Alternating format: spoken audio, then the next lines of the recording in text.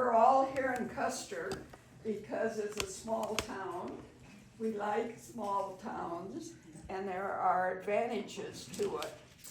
The biggest advantage that I found from the time I was born and could get out and about and run away, is that I got to know everybody. Where I would go, I would have friends, and I could enjoy going around town. I'm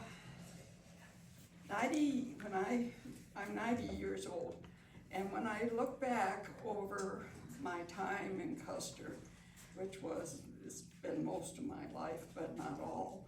You marry in the Forest Service, you never know where you're going, and that's what happened with me. And I loved it, but I always wanted to come home. I wouldn't change anything except World War II. That was difficult here in town.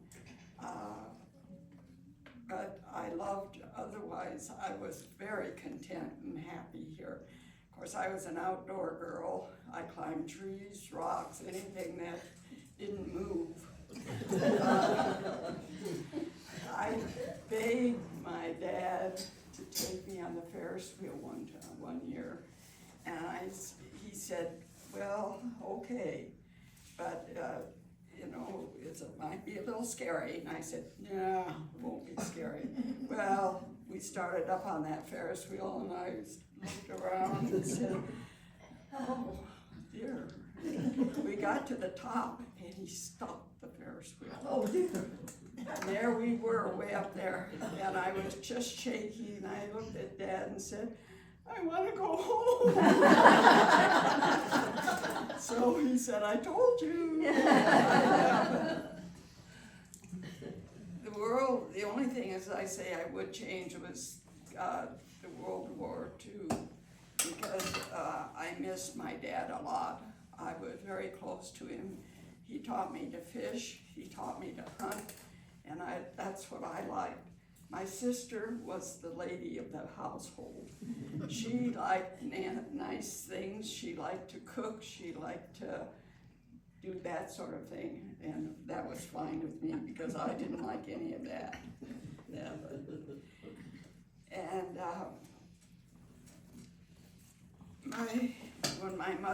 when World War II occurred, I remember I could watch the train leave the train station and head out toward Edgemont. That's how the train went out with the men that were leaving for the war. And we knew what days of the week the men were going, and it was just sad.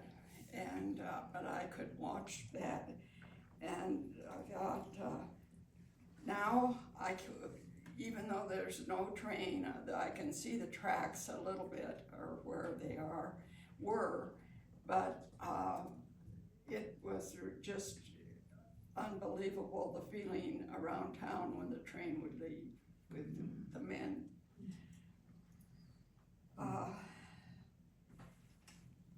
The other thing, besides being a small town and knowing everybody, is that we did have other practices around town that were different than they are now.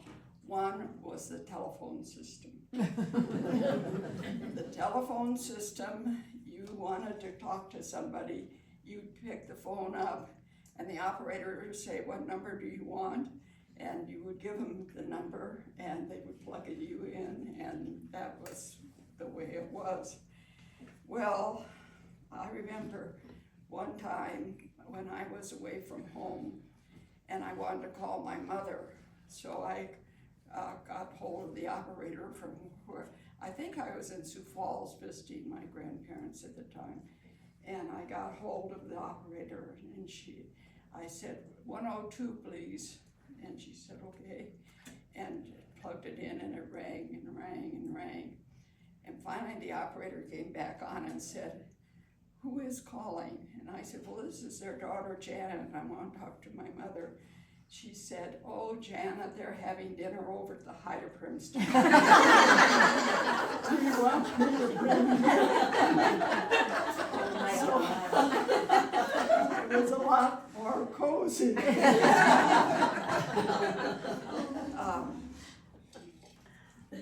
Pat and I found that Custer was a small town, and it would be at Christmas time, we would spend a lot of time downtown at the Gamble store, at the hardware store, at the clothing stores. And we'd figure out what we wanted for Christmas, and we made lists, and then go home and give them to Mother. And when Dad was away from home, he was gone 4 years to war. He did not have to go to war. He was too old to be drafted, but he felt that he should go, so he did. I think back with Mother, what a burden that put on her, because we owned the theater, and so she had to manage the theater. She had to be there for every show. She had to hire and fire people if necessary.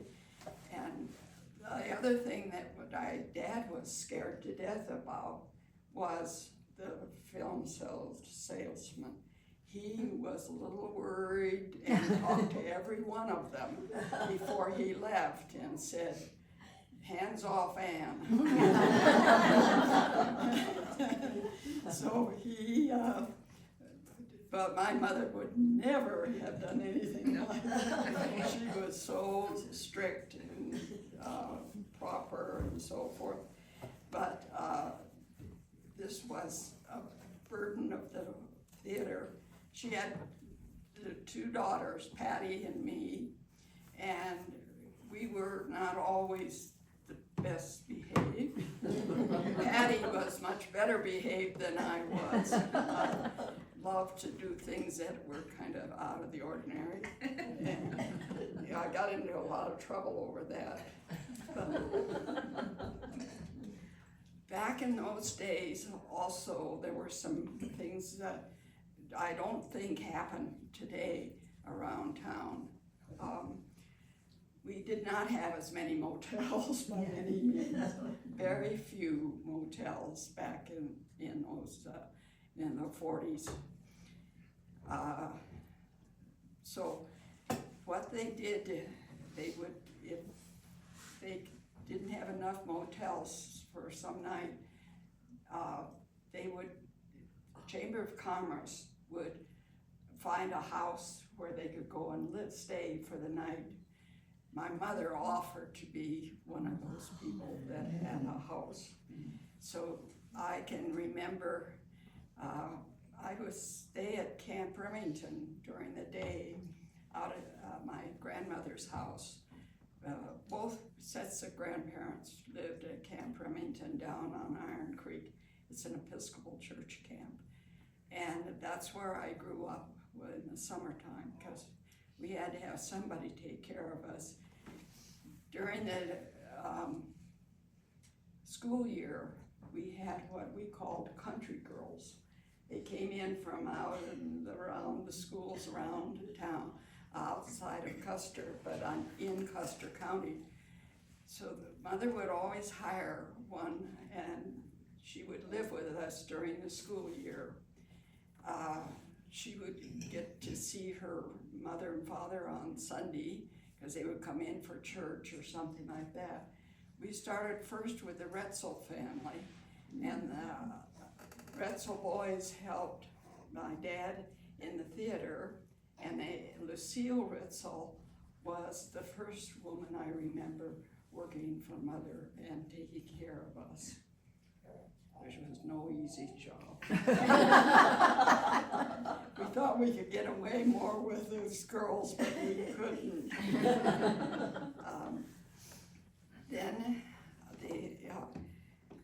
So I can remember coming into from camp with somebody for the day, and I would go up to the house and see that there were suitcases and so forth in my room. So I knew Mother had a house guest for the night. And it just blows my mind that she had that responsibility to raise the two of us and run a theater, and did a very good job. Another thing that doesn't happen nowadays is that we had almost everything we needed right here in Custer. We had, for clothing stores, we had the Federated, we had Willis Dry Goods, we had Margaret McLaughlin had a dress shop for ladies, and Pat and I loved going over there and just looking around to see what she had. Of course, none of those things fit us, but we just wanted to see what was going on. The other thing, we had Dr. Hylison was the doctor in town, one doctor, and he lived up a block and a half from us, our house up on Woodlawn Drive. And we often went up there because he had two young boys, and we played with them, and it was fun to have somebody to annoy.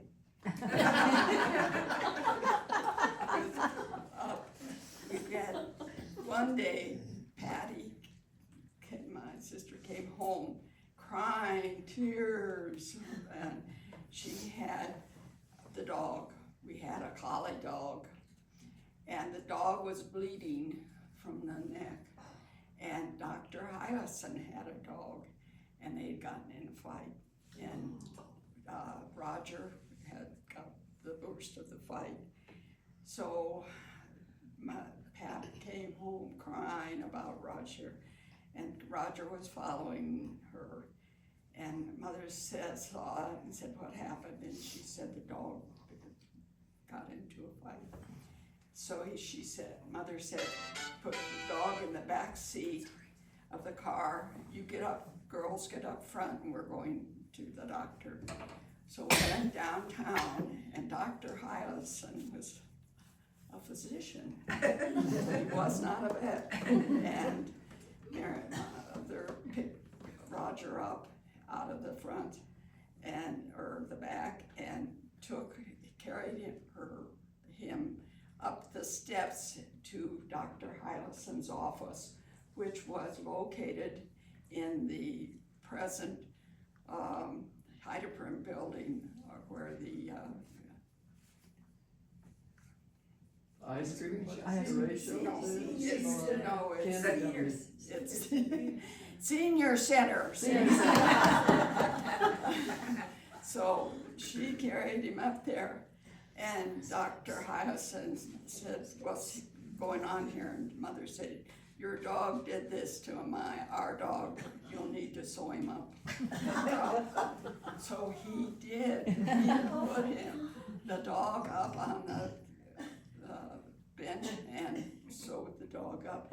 That's another advantage of being in a small town. You just go where you know you can get the help, and they have to do something. I remember, particularly during the war, of having to share things around town. People who had gardens shared with the neighbors. We decided to raise chickens. Now but not up in our house, down at Margaret McLaughlin's house, who's down on the main street. She had room, and we said she'd put them in there. And so we raised chickens, and that was an experience for us to learn quite early on. Mother participated a lot and volunteered a lot for the Red Cross. The courthouse,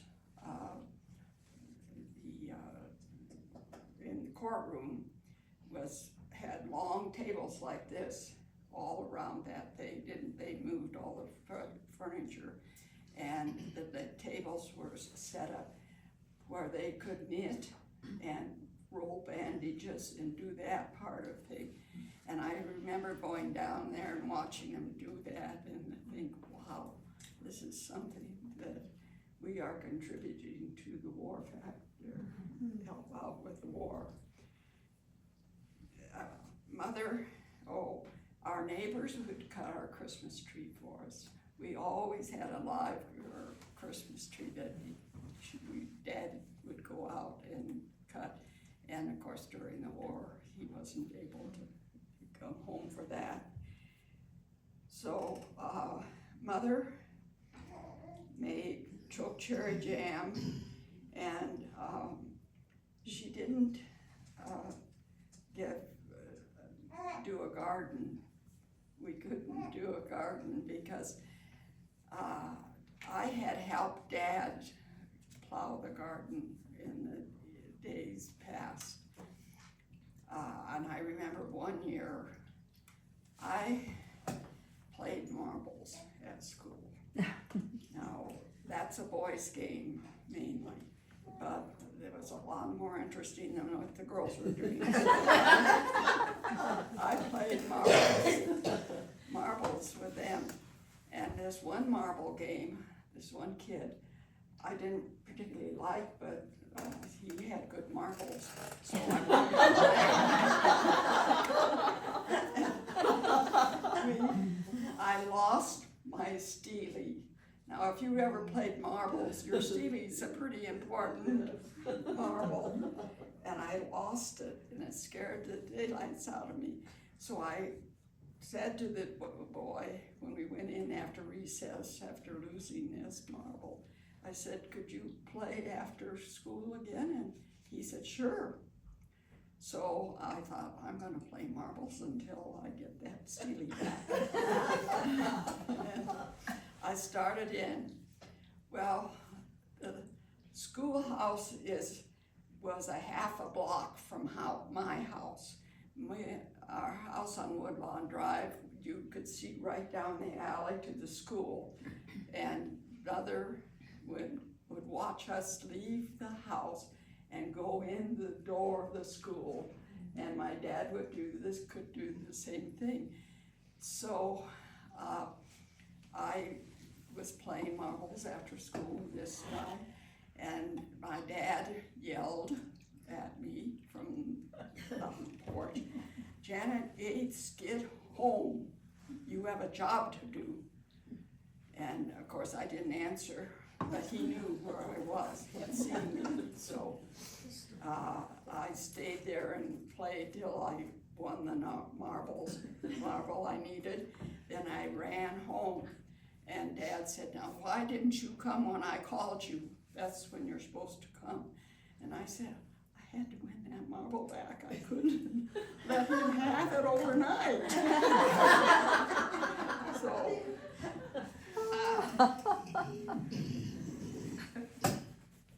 one time I had a very scary situation.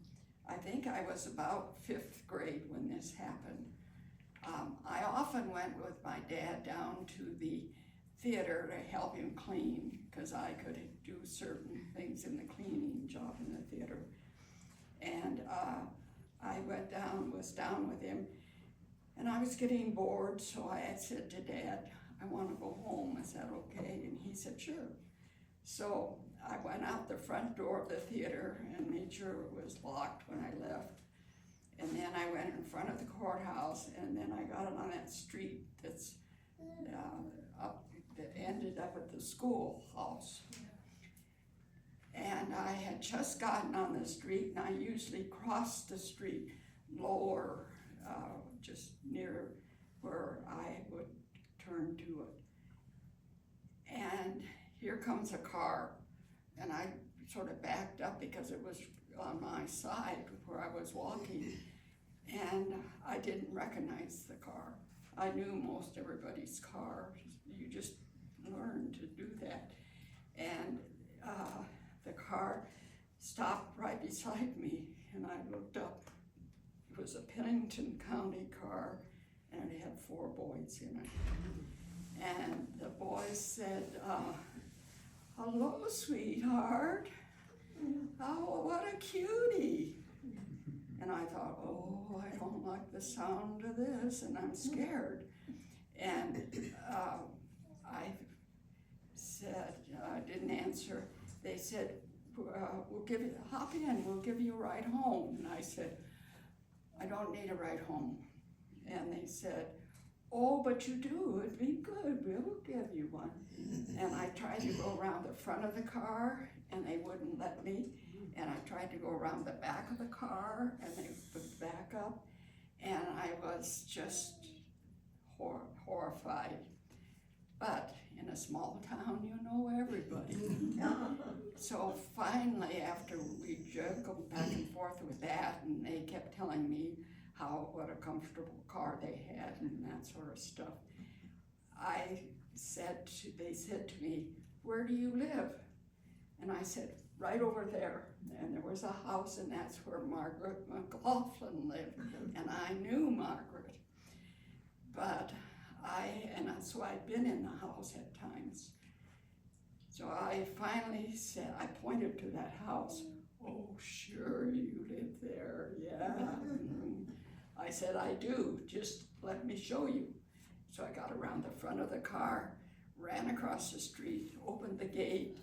The yard was had a wire fence around it. And I ran up the steps to Margaret's house and down to where the door was, and hoped that it was not locked, because if it was locked, I didn't know what I was going to do, but it wasn't locked, and which is another thing about a small town, you don't have to lock your doors all the time.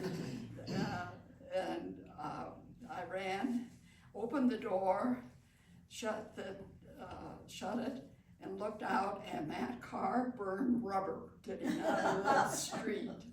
So I was safe, but I didn't know if they'd turn around and check on me or not. But it scared the daylights out.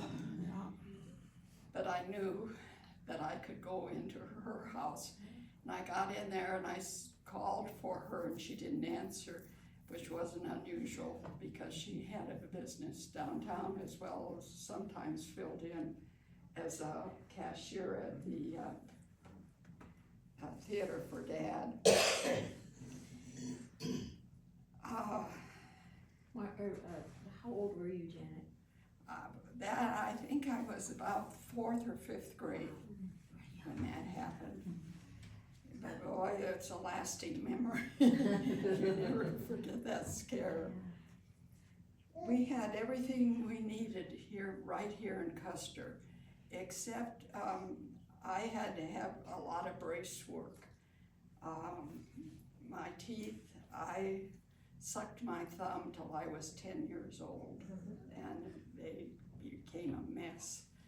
And so the doctor in town was just a regular dentist, and I had to go to Rapid. And there were several of us that did that. We carpooled to go to Rapid. You never just jumped in the car and went to Rapid. Those days were not like they are now, which I've done sometimes, just to go pick up something I wanted. And so we carpooled. The Mart boys had brace work, so we often would take them, and they would take us, take me, and so forth. So otherwise, we had everything in town. We had several grocery stores, which is amazing. We had right up what is now the stoplight, right up, if you come down Mount Rushmore Road and across the highway, on the corner there, where there's all these vehicles for outdoor stuff. That was Rice's grocery store.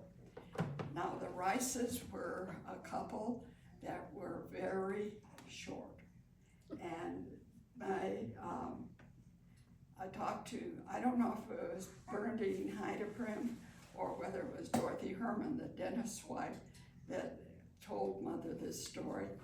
But when they came to town, she went into that grocery store to buy things. It was not very wide.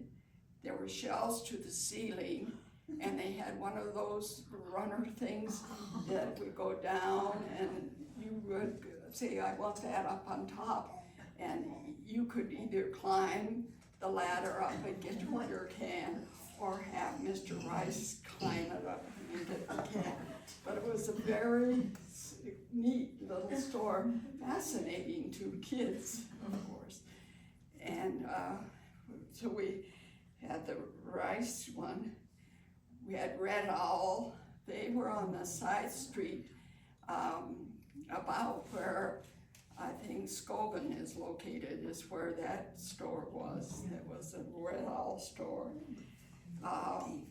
We had the Fruit Basket, which was Jimmy Moy was my age. It was his dad's store. They had, that was in where Maria's has just left in town. His store was there. The Highway Locker had groceries, and that was out just below me, it was on the highway. It was a locker that you could rent a locker, or you could buy ice, or but they also had groceries. So we had a lot of choice for buying things. We were very self-sufficient, so to speak. Well, as I mentioned about the country girls that lived with us in the wintertime to go to school, we started out with the Bretzel family, and then the boys worked for my dad in the theater. They ran the film on the projection. See, I have trouble remembering words. You're doing wonderfully. Anyway, we started with that family. Then when Lucille Retzel graduated from high school, Mother went to the Dahl family. Mrs. Dahl and Mrs. Retzel were related, they were cousins. So the Dahl family provided us first with Helen, and then the next one that Mom hired was Mary, who was the second child.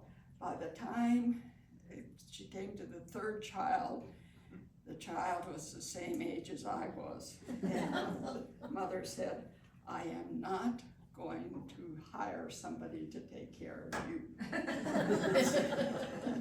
You're gonna have to just learn to do what they did. And so, but I begged my folks, Mother particularly, to let me go to country school, because the country school kids were so smart.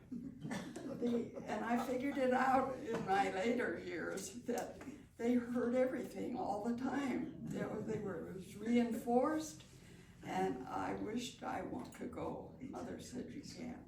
So I didn't get along as well with Mother as I did with Dad.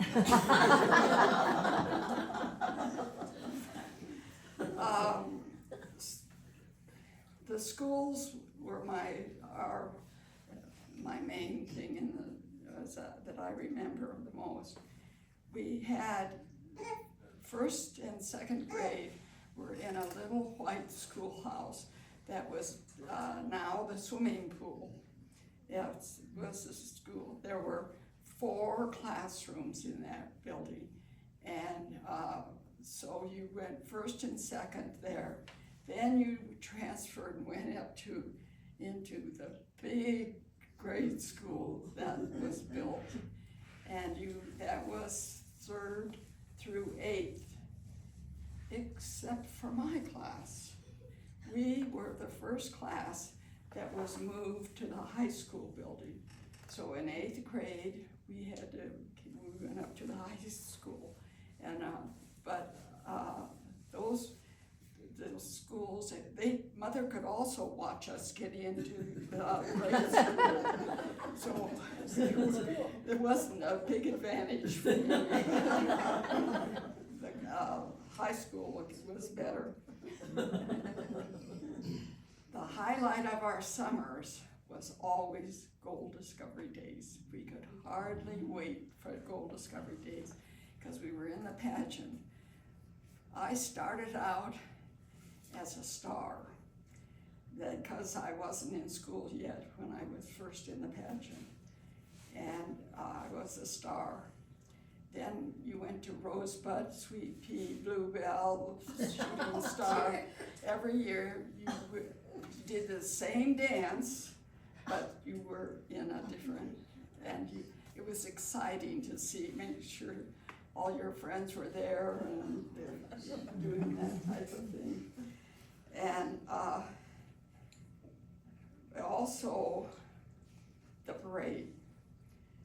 I love parades, and I have pictures of, I'll just pass these around. These were floats that my dad had to advertise the theater. And this is another one. He always had a float in the parade. And as I say, it was, that was our home. That's our house, and that's Red my Cross outfits. We were on the Red Cross plate. It was about this time that I wanted to be in the band. I was in 4th grade when I approached C.G. Olson about getting into the band. I loved that. I heard them practicing, and so I have a picture of the band, and you can see how big our band was. I'll pass this around too. Now, if you look right back in this section, you'll see a hat, and that's me. And I don't even reach the shoulders of the man standing next to me. But anyway, I was so small that I couldn't carry a marching drum. The marching drums were brown, and I couldn't. I was too small to carry that. So they gave me, CG figured out, he took this metal drum and he put a strap on it, and that's what I played in marching band. I had sore legs and scars on my legs for the years that I had to carry that band, that drum. I forgot to mention this when I was talking about the theater. My dad owned the theater, and this is how he advertised the shows. He had these put in the mail, and he had them around town.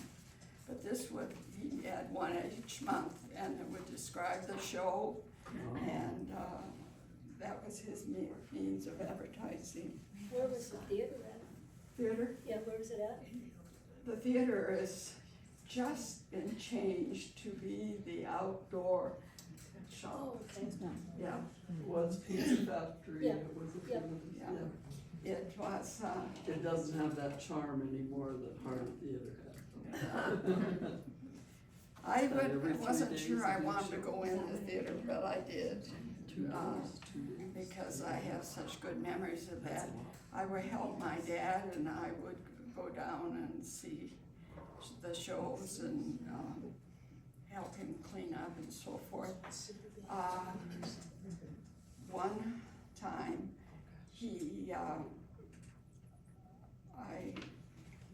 I'm losing the thought. I can't tell you now what I wanted to say. But, I had, we could go to the shows on Saturday afternoon and Sunday. That's the only time he would let us come down to the theater, because he did not think that the weekday shows were appropriate. But I got irate with my mother in 5th grade.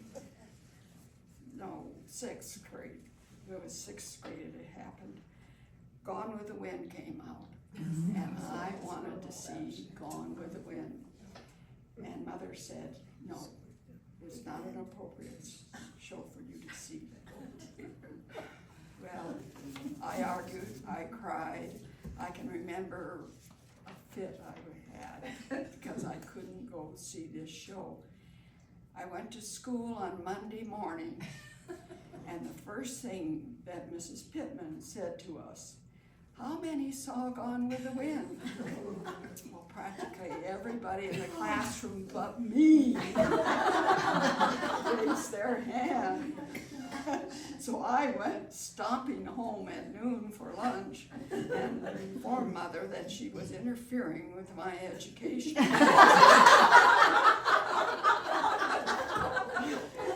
I just was furious, and I can still remember that.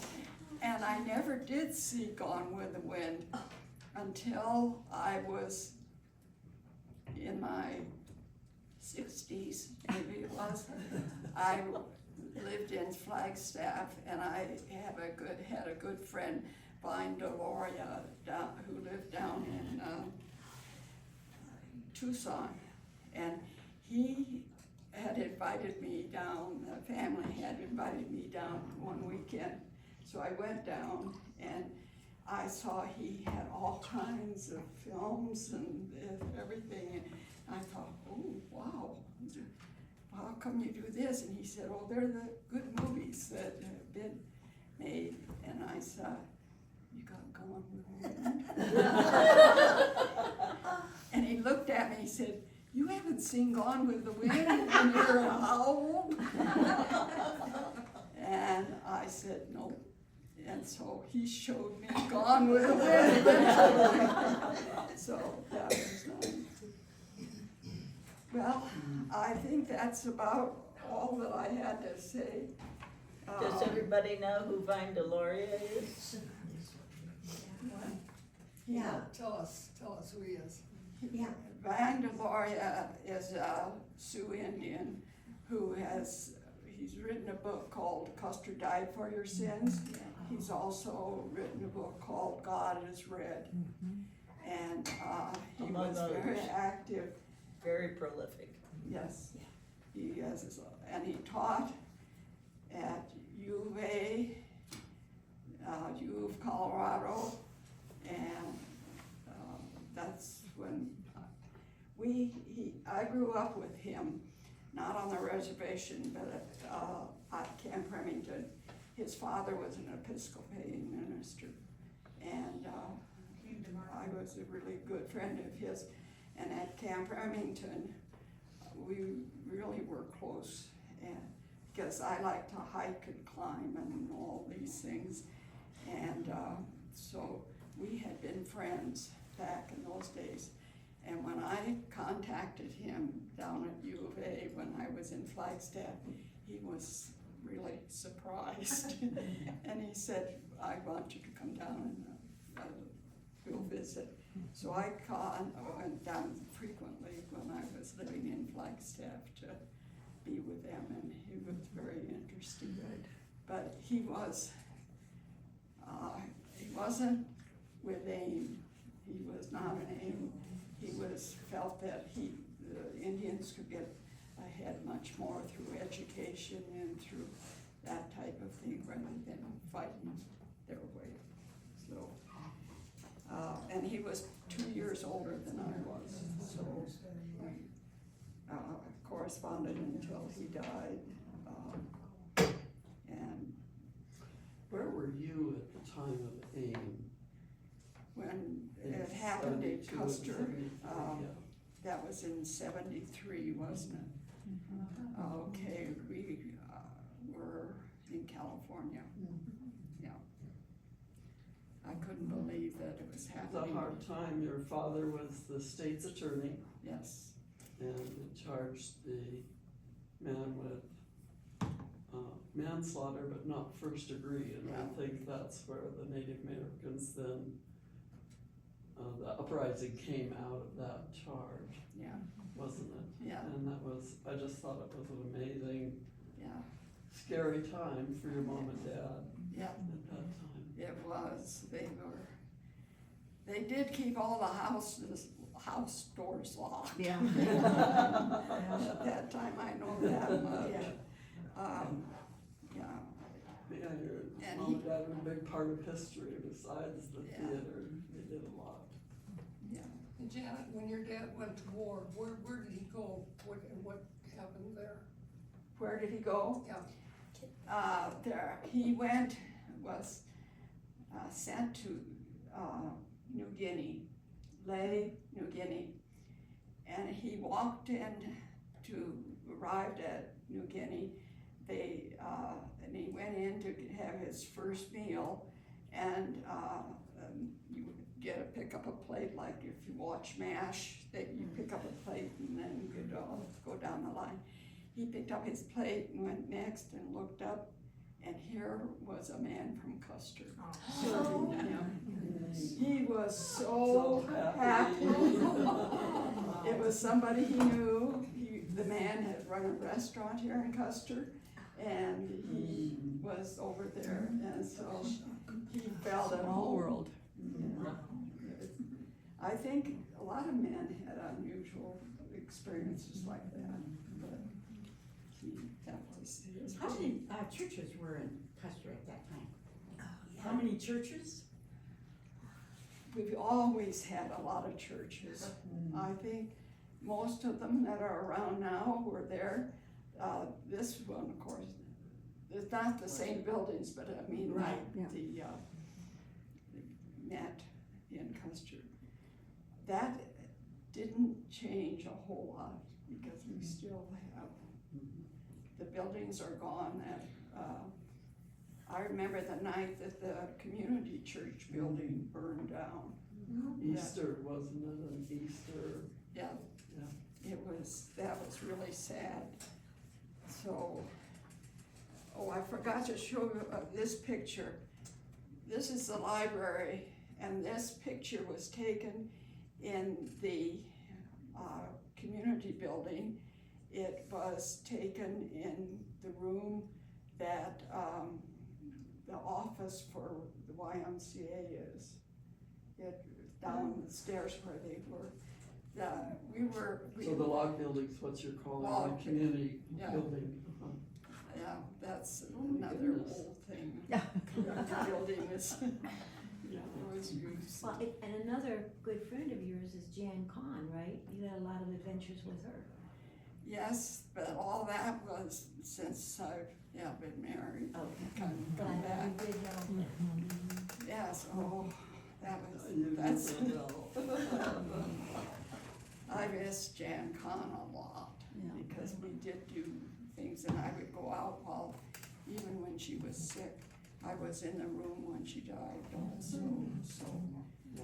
yeah, I miss her. You're both adventurous. Yes. Yes. Janet, does the sweatshirt have anything? Well, this was Custer High School. And that- Yay for Custer High School. Go Wildcats. Wildcats we are. Were you a cheerleader? Were you a cheerleader, Jan? What? Were you a cheerleader? No, I played drums in the band. I got into band in 4th grade, so I had 8 years in Custer High School band. Not everybody has that. And then, anyway, that was I have a question. Are you gonna tell about wanting to be a cowboy? Well, I wanted to be a cowboy. I did not that's why I love these country girls, because they all came from ranches and they had horses and that's the life I wanted. Mother said no. And again, she said no. to most of my really good ideas. But anyway, I had it all figured out. My bedroom faced a window a closed alley. And I said, ooh, this will work. I'll just cut this window out and put a doorway in it, and it'll go right to the alley. And I'll get some rancher who would be nice enough to build me a corral and a little shed so that the horse would be fine during the winter time.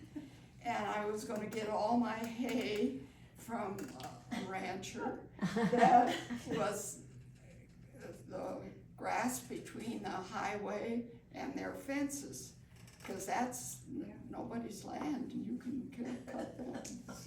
So I had this all figured out before I went to Mother with this great idea.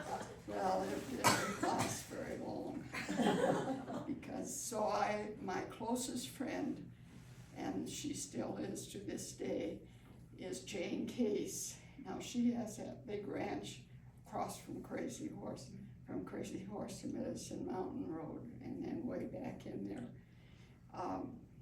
So we would, when we were young, hike out to the ranch and ride horses at her ranch. And then one of our mothers would come and get us eventually. She probably didn't want to come bring us back to town, but we did that. So, but I wanted to, one year I wanted cowboy boots. Well, I found the cowboy boots I wanted down at the Gamble store, and they were in my size, and they were red, and I was really excited about it when I found them. And it was Christmas, so I told Mother where they were and so forth. So Christmas morning, I go out, and here's a box the size of the cowboy boots. And I can hardly wait till it's my turn to pick a gift up. I opened up the gift, and there were black skates in there. I had asked for white skates, figure skates, and I was disappointed, and I started to cry. And I said, Mother, they got the wrong skates. And she said, Jenna, I had the money, but I didn't have the stamps. During World War II, you couldn't buy a lot of stuff without having the stamps. And she said, you've got a sister who needs things too, and you can't, couldn't get them. And she felt bad about it, but I hated those skates. Just hated them. Did you ever get cowboy boots? Yes, I finally did when I was in college. I bought them. I came home, Paul's shoe store in Custer. I went in and he got me a pair of red cowboy boots. Yeah. So I had them. Good.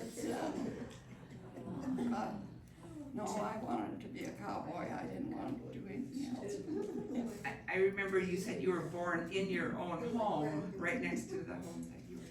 Yes, I was born on February 24th, 1935, in a blizzard.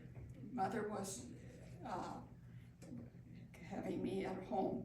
I asked her one time, I said, how come you had me at home? Because she was very sick after I was born. She said, because it was a common thing then. Yeah. It wasn't, not everybody went to the hospital. And so we didn't think anything would be bad about this, but it was. She became very ill and was in the hospital for 14 weeks after I was born. But, so I was. You were okay. I was trouble for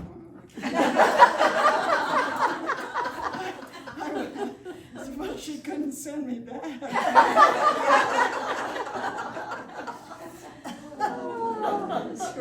great. And now you live in the house right next to the. Now I live into the house right next door to where I was born. Oh, wow. So I've moved a long ways. And the house next, the one I live in now,